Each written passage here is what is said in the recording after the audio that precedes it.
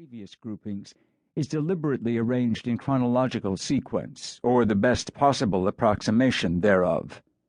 To this end, the order used in previous volumes has occasionally been altered, and the newly collected pieces have been integrated where appropriate. Date of composition was the criterion of choice. When this was not available or not dependable, date of first publication or other mentions became the guide. 11 of the newly incorporated 13 have never before been translated into English. 5 of them remained unpublished until the recent appearance of the new 13 in several European languages. One obvious bonus of the new arrangement is a convenient overview of Nabokov's development as a writer of fiction. It is interesting, too, that the vectors are not always linear, and a strikingly mature short story may suddenly crop up amid the younger, simpler tales.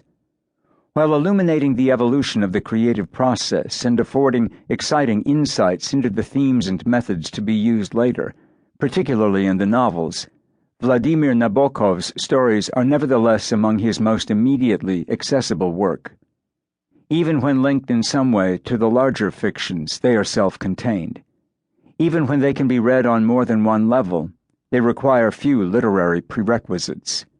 They offer the reader immediate gratification whether or not he has ventured into Nabokov's larger and more complex writings or delved into his personal history.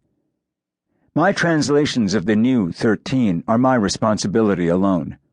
The translation of most of the previously published Russian stories was the fruit of a cloudless collaboration between father and son, but the father had authorial license to alter his own texts in their translated form as, on occasion, he deemed appropriate. It is conceivable he might have done so here and there with the newly translated stories as well.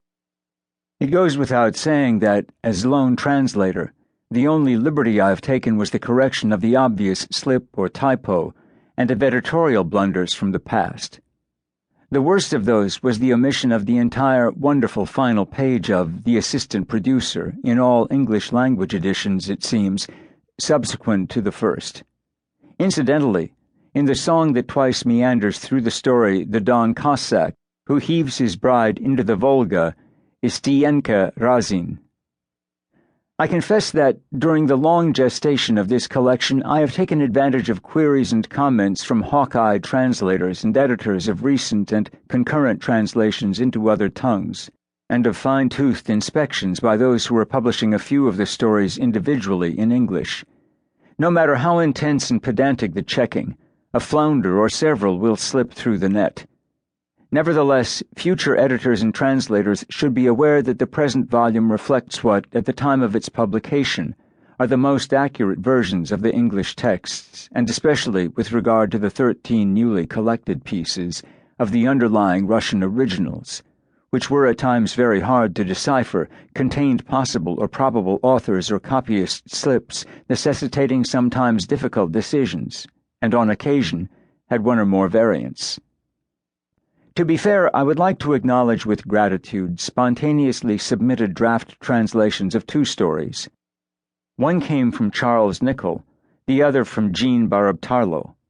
Both are appreciated, and both yielded trouvailles. However, in order to maintain an appropriately homogeneous style, I have stuck by and large to my own English locutions. I am indebted to Brian Boyd, Dieter Zimmer, and Michael Juliar for their invaluable bibliographical research. Above all, I am grateful to Vera Nabokov for her infinite wisdom, her superlative judgment, and the willpower that compelled her, with failing eyesight and enfeebled hands, to jot a preliminary translation of several passages of Gods in her very last days. It would take much more than a brief preface to trace themes, methods, and images as they weave and develop in these stories, or the echoes of Nabokov's youth in Russia, his university years in England, the émigré period in Germany and France, and the America he was inventing, as he put it, after having invented Europe. To choose at random from the 13 newly collected stories, La Veneziana, with its astonishing twist, echoes Nabokov's love for painting, to which he intended as a boy to dedicate his life, against a backdrop that includes tennis, which he played and described with a special flair. The other 12 range from fable, the dragon, and political intrigue, Russian